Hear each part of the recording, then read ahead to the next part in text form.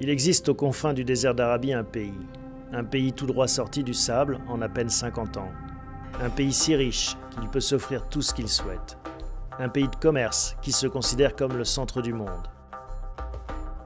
Un pays qui ne cesse de s'élever depuis pour voir plus loin.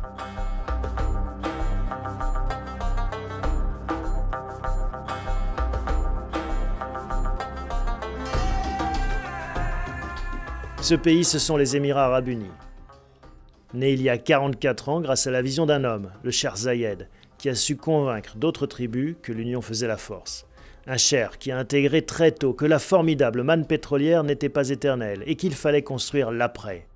Une stratégie d'investissement, de commerce et de communication s'est mise en place pour séduire ce que le monde possède en investisseurs, travailleurs ou consommateurs. Mais pour faire venir des entreprises dans son pays, pour développer les échanges commerciaux, pour attirer les talents du monde entier, il faut inspirer confiance.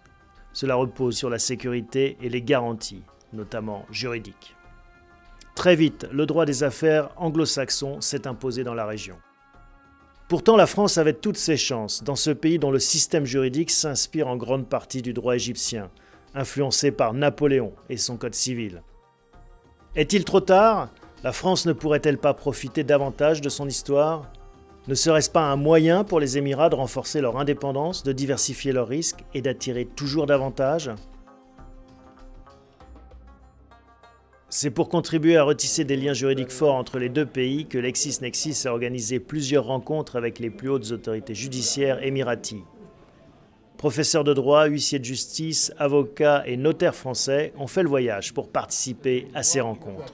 Le ministère de la Justice des Émirats Arabes Unis poursuit plusieurs objectifs stratégiques, dont notamment celui de se rapprocher des meilleurs standards internationaux. D'où l'attrait de cette rencontre avec des experts venus de France, reçus par le ministre de la Justice en personne. Une rencontre suivie d'une journée d'échange avec des magistrats. Rencontre pendant laquelle les représentants des métiers juridiques français ont eu à cœur de valoriser et promouvoir leur savoir-faire. Les huissiers de justice, par exemple, ont défendu devant cette assemblée l'originalité de leur profession, mêlant intérêt général et exercice libéral. Comment exporte-t-on le droit français ? Cela commence par franchir la barrière de la langue. Patrick Safar, vice-président de la Chambre nationale des huissiers de justice, nous explique ce qu'il a mis dans sa valise, juste avant de partir. Nous avons mis effectivement en place des modèles de communication en anglais parce que malheureusement, ou heureusement, je ne sais pas, voilà, c'est la langue qui devient un petit peu universelle. Voilà, donc il est important voilà, de pouvoir présenter nos activités, notre statut, nos tarifs, nos conditions d'entrée dans la profession en anglais. Et voilà, ça fait partie d'une stratégie internationale. Nous allons à la demande des pays, nous sommes fiers d'exporter le modèle français. La profession d'avocat, elle, n'a pas besoin de faire de la pédagogie, mais bien de se faire une place au soleil dans un pays où les lawyers sont archi-dominants. L'un de ses porte-parole, Emmanuel Pierrat, exprime sans détour l'intérêt de réussir à exporter notre modèle. Mais exporte-t-on le droit comme on exporterait des Airbus ? On peut exporter le droit français comme on exporte des avions et des Airbus. On exporte le droit français là où il y a déjà un terreau favorable. C'est un enjeu non seulement pour les professions juridiques, pour les notaires, pour les huissiers, pour les avocats bien évidemment, c'est aussi un enjeu pour les entreprises. Parce que pouvoir se battre en quelque sorte de façon concurrentielle avec des armes qui sont celles du droit français, ça n'est pas la même chose que d'être dans le monde de la régulation particulière anglo-saxonne. Dans la culture ne nous est pas si familière, nous sommes meilleurs compétiteurs ici à l'international avec le droit français que dans un environnement anglo-saxon. Même des professions, comme celle de notaire que l'on croyait pourtant enracinées dans notre territoire, peuvent s'exporter. François Trémosa représente le Conseil supérieur du notariat. Il nous rappelle l'ampleur de l'empreinte du système notarial à travers le monde. On peut exporter le modèle du notaire de la même façon que les avocats s'exportent très bien à travers le monde. Les notaires s'exportent également extrêmement bien et environ les 2/3 de la population mondiale vivent dans un état dans lequel le notariat existe. La deuxième journée commence dans un cadre presque familier. Au milieu du désert surgit le dôme de la Sorbonne Abu Dhabi. Opérationnel depuis 2006, l'établissement d'enseignement supérieur forme chaque année presque 500 étudiants. C'est dans ce cadre prestigieux que LexisNexis, sous le haut patronage du ministère de la Justice, représenté ce jour-là par le secrétaire d'État, a décidé d'organiser le First Arab Civil Code Forum. George O'Case, conseiller du ministre, nous explique en quoi cette manifestation s'inscrit dans le cadre d'un projet de long terme pour les Émirats. Vu les changements qui vont être prochainement publiés en France concernant le Code civil français, donc on veut être à la page, on veut être au courant de tous les changements dans l'environnement juridique français pour être aligné avec le système civil qu'on adopte ici aux Émirats. La formation est un vecteur de rapprochement des cultures. C'est aussi un enjeu stratégique pour notre pays. Le vice-chancelier Éric Fouache expose les enjeux du soft power, cette influence culturelle qui est souvent proportionnelle au dynamisme économique d'un pays. Nous n'avons pas exporté jusqu'à présent d'université. On a exporté quelques écoles, Centrale, HEC, mais... c'est le chaînon manquant en fait. C'est le chaînon manquant à un moment où il devient crucial d'être présent à l'étranger parce que les pays anglo-saxons y sont depuis 20 ans. 70% des universités étrangères qui se créent dans le monde sont américaines. Et quand on forme les gens à l'étranger, chez eux, eh bien, ils deviennent des gens en empathie. Et si on les forme qu'à la culture anglo-saxonne, eh bien, ils iront vers des solutions anglo-saxonnes. Si on les forme à la française, on peut espérer qu'ils pensent parfois à d'autres solutions. Avec un défi essentiel pour nous, celui de la langue. C'est un fait, le français n'est pas aussi usité que l'anglais dans le monde. Quelle réponse apporte la Sorbonne Abu Dhabi? Voici celle du professeur Chen. Nombre d'étudiants n'ont pas le français comme langue maternelle, donc ils doivent commencer à étudier pendant une grosse année le français avant d'aborder des études soit d'économie, soit de droit. La langue est importante dans les matières juridiques, donc on essaie d'adapter la formation en faisant par exemple une première année en 2 ans pour leur permettre d'augmenter leur niveau et leur maîtrise du langage. Et cette culture française est la bienvenue. La devise de la Sorbonne locale n'est-elle pas « A bridge between civilizations » ? Et s'il est une nation qui incarne ce pont entre les civilisations, c'est bien le Liban.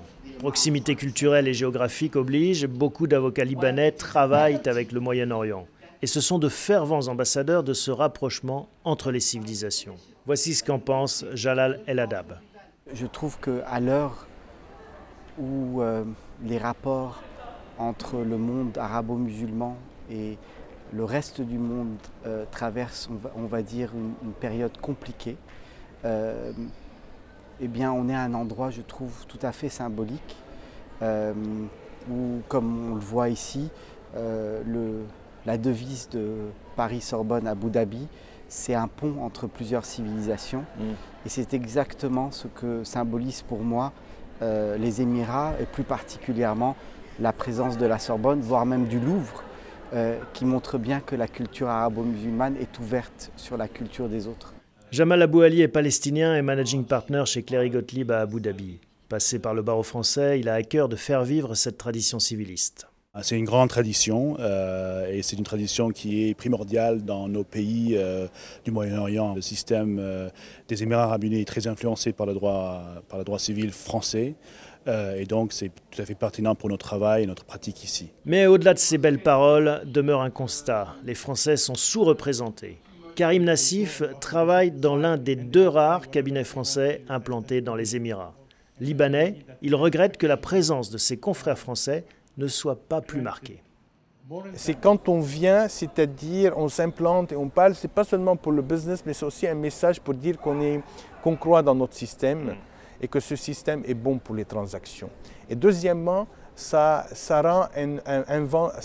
amène un vent nouveau de débat qui existe probablement plus en Europe que dans le Moyen-Orient sur comment gérer les anciens concepts de droit civil et comment les adapter à la nouvelle économie ou au monde moderne des affaires. Mais pour exporter davantage de professionnels du droit, cela commence dès les bancs de l'université. Les professeurs Molfessis et Grimbaum poussent leurs étudiants à découvrir d'autres horizons. Je pense que les étudiants, de toute manière, ils gagnent à voyager à un moment donné dans leurs études. Probablement, à partir de la 5e année, il faut réellement les inciter à aller passer un semestre, voire une année entière à l'étranger. Et je pense que cette région du Golfe est une des régions les plus dynamiques actuellement sur la planète. Et ils ont tout intérêt à venir y apprendre un certain nombre de choses et à exporter aussi leur savoir. En Europe, en France en particulier, on situe mal cette zone du monde. C'est-à-dire que le monde musulman en France est perçu plutôt comme une relation méditerranéenne. Or ici, il est assez difficile d'expliquer qu'on n'est plus dans cette relation méditerranéenne, mais on est dans une relation en face de l'Inde et de la Chine. Et donc c'est plutôt une sorte de plateforme d'échange mondiale qu'une relation méditerranéenne. C'est peut-être ça qui est le plus difficile à faire passer aux étudiants et aux collègues. On est quand même dans une autre région du monde, avec d'autres enjeux. Ce qui nous permet de prendre de la distance aussi avec ce passé colonial avec l'Afrique du Nord. On n'est pas du tout dans cette relation-là. 3e jour, avec une plongée au cœur de ce qui fait la réussite de Dubaï, l'émirat voisin d'Abu Dhabi. Sa stratégie est assumée. Cet émirat a compris depuis longtemps que de son rayonnement international dépendait son avenir. Transport, infrastructure et divertissement doivent permettre de continuer à attirer des investissements et des talents de la planète entière. C'est pour alimenter son poumon économique et financier que Dubaï a créé les Free Zones, les zones franches, à l'instar de ce port, Jebel Ali, un port artificiel qui abrite 5500 sociétés issues de 120 pays et qui vise les premières marches mondiales en termes d'activité. En quelques heures seulement, ces grues gigantesques peuvent décharger ou charger les plus gros porte-conteneurs du monde. Comme les autres Free Zones des Émirats, Jebel Ali est une enclave sans droit de douane, sans taxes et avec une législation du travail des plus accommodantes. Ce modèle de Free Zone se décline dans tous les secteurs de la vie économique.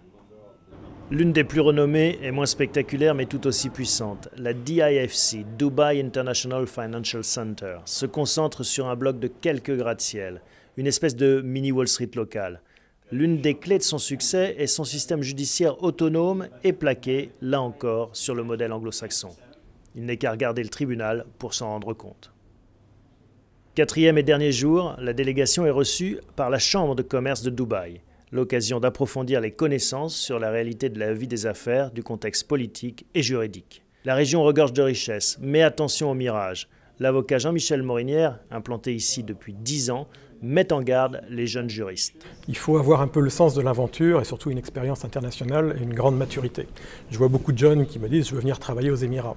Pour moi, c'est peut-être difficile de commencer une carrière ici parce qu'on risque de se déformer un petit peu de par le manque de sophistication qui existe encore aujourd'hui. Donc c'est un pays où il faut être mature, il y a besoin d'avocats français, mais c'est aussi une profession très concurrentielle parce que les avocats du monde entier viennent ici, donc il faut se battre pour réussir et faire sa place. Même son de cloche chez quelqu'un qui connaît bien la communauté des expatriés puisqu'il anime le French Business Council de Dubaï. Chaque mois, des anciens et des nouveaux expatriés se retrouvent dans un cadre amical pour échanger et développer leur carnet d'adresses entre compatriotes. Mais Laurent Chaudet a vu beaucoup de jeunes gens arriver la fleur au fusil. On peut venir voir avec un tourist visa, on peut venir ici pendant un mois et voir un petit peu comment ça se passe. Il y a des relais ici, la Chambre de commerce, nous, le FBC, mais également Business France, les services de l'ambassade qui sont disponibles, mais pas se lancer en venant, en investissant tout de suite. Il faut vraiment chercher à voir ce qu'il y a à faire, avoir un bon produit, faire son étude de marché, voir la compétition et être prudent. Au-delà de ces conseils de bon sens, l'impression générale qui se dégage de ce voyage est celui d'un choc, une vraie découverte, celle d'une région dont l'image clinquante occulte la vraie nature, celle d'une vision, d'une détermination et d'une ouverture qui a marqué notre délégation. Benoît Renaud nous fait part de cette révélation. C'est l'extrême modernité, mais aussi le potentiel de ce pays. Lorsque nous avons été en Chine ou lorsque nous avons été en Russie, on a vu un pays qui s'ouvrait, qui découvrait de nouvelles formes d'économie, de nouvelles formes d'organisation judiciaire. Mais ici, on sent qu'il y a une soif de développement, une soif de bâtir, sans a priori. Avec un discours franc, il faut faire de l'argent, il faut faire du bénéfice. Ils sont très francs là-dessus, très cash, on pourrait dire, sans jeu de mots. Très cash, much money, more money. Un monde qui change à toute vitesse et qui a besoin d'adapter son logiciel juridique à cette ambition. Pour Emmanuel Madiot, membre de la Chambre nationale des huissiers de justice, ce saut juridique peut aller aussi vite que ce que l'on observe par ailleurs dans le monde de la technologie. Il y a aussi quelque part la création d'une opportunité. le fait de mettre en place un nouveau système dans un pays qui ne l'utilisait pas, on se rend compte que la plupart du temps, ils l'utilisent en l'améliorant encore. C'est-à-dire que quelque part, ils ont peut-être encore plus d'efficience que nous pourrions en avoir. Et donc, il arrive constamment... Il y a un saut technologique, un petit peu comme avec tes téléphones mobiles. C'est tout à fait ça, voilà, c'est tout à fait ça. Ils gardent ce qu'il y a de meilleur et ils vont des fois plus loin que nous. Et ce qui est intéressant, justement, c'est d'aller piocher ensuite, lorsque l'expérience a réussi, d'aller les revoir pour retirer ensuite ce qu'ils ont fait de mieux pour essayer de l'intégrer à nouveau dans notre système. Une opportunité pour le monde du droit français. Comme pour nos autres industries de pointe, la France doit se positionner pour exporter son savoir-faire. Le gouvernement français mesure d'ailleurs tout l'enjeu de cette conquête, ainsi que le rapporte Philippe-Henri Dutheil, président de la Commission des Affaires européennes et internationales au Conseil national des barreaux. Aujourd'hui, nous avons un ministre des Affaires étrangères qui considère que le vecteur majeur de l'influence diplomatique de la France, c'est-à-dire l'influence politique, de l'influence culturelle, de l'influence économique, passe par un squelette qui est le droit. C'est pour nous les juristes quelque chose d'extraordinaire. Un volontarisme qu'accompagne LexisNexis en approfondissant, ainsi que nous l'avons vu, la qualité de ses relations avec les autorités et les décideurs du pays, et en accompagnant les professions juridiques françaises dans la région pour leur permettre de découvrir tout son potentiel. Guillaume de Roubaix est l'artisan de ce rapprochement et de ces échanges. Je retiens que le potentiel est énorme. C'est vraiment pour moi le message le plus clair, c'est-à-dire que, alors même que les échanges sont, disons-le, quasi nuls aujourd'hui, il y a véritablement une volonté, et puis je dirais une volonté qui est une volonté réelle. On n'est pas simplement, vous savez, dans le message un peu diplomatique, un peu poli, de dire on veut travailler ensemble. On sent bien qu'il y a des intérêts communs. Je le redis, les Émirats, c'est une fédération d'États de droit civil. Ils souhaitent travailler avec les juristes du monde entier pour moderniser leur modèle, pour moderniser leurs droits, comme on peut le faire dans tous les pays du monde.